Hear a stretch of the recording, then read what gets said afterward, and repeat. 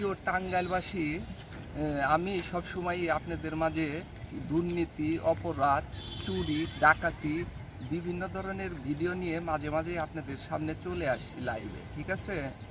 তো এখন আমি আপনাদের মাঝে তুলে ধরবো একটি চুরির ঘটনা, চুরির ভিডিও তুলে ধরবো। আমাদের টাঙ্গাইল বিশ্ববিদ্যালয় 17 নং ওয়ার্ডে ইদানিং চোরের উৎপাত বেড়েই চলেছে। এটা যেন থামার কোনো নামই নিচ্ছে না। তো এদিক থেকে আমি সর্বোচ্চ চেষ্টা করি যে কিভাবে এই জিনিসগুলোকে সবার মাঝে তুলে ধরা যায় এবং কি সবাইকে সতর্ক করা যায়। তো আজকের একটি ভিডিও ফুটেজ আমার কাছে চলে আসছে। তো ভিডিওতে স্পষ্ট দেখা যাচ্ছে যে একটি ছেলে একটি অসহায় ছেলের একটি সাইকেল চুরি করে নিয়ে যাচ্ছে। তো আমি সবাইকে বলবো যে আপনারা সবাই সবার জায়গা থেকে সতর্ক থাকবেন।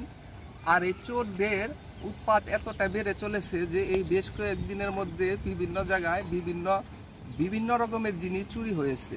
কিছুদিন আগে আমার এক ছোট ভাইয়ের দোকান থেকে প্রায় 30-40 হাজার টাকার ডিম চুরি হয়েছে, একটা সাইকেল চুরি হয়েছে, এবং কি আমার পাশের বাসায় আমার ভাইস্তার বাসার থেকেও বিভিন্ন ধরনের অনেক কিছু চুরি হয়েছে।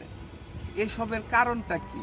এটা কি আসলে অভিভাবকের ঘাটতির কারণে এটা হচ্ছে? কারণ এখন আওয়ামী লীগ সরকার পতন হওয়ার পরে আমাদের বিশ্বাসবাদকা 17 নং ওয়ার্ডে কোনো প্রতিনিধি না থাকার কারণে হচ্ছে। সবার একটাই প্রশ্ন, একটাই কথা, যে এই চুরের উৎপাত এতটা বেড়ে যাওয়ার কারণটা কি? সবাই এটা জানতে চাচ্ছে যে আসলে আগে তো আমাদের এলাকায় এত চুরি হতো না, তাহলে কেন এখন দিন দিন এত চুরি বেড়েই চলেছে? এটার এটার এটার কারণটা কি সবাই এটা জানতে চাচ্ছে, ঠিক আছে? একটা থানা যেমন পুলিশ ছাড়া চলে না, একটা কোর্ট যেমন জজ এবং উকিল ছাড়া চলে না, একটা দল যেমন তার কর্মী এবং নেতা ছাড়া চলে না, ঠিক তেমনি একটি এলাকার একটা প্রতিনিধি ছাড়া চলে না।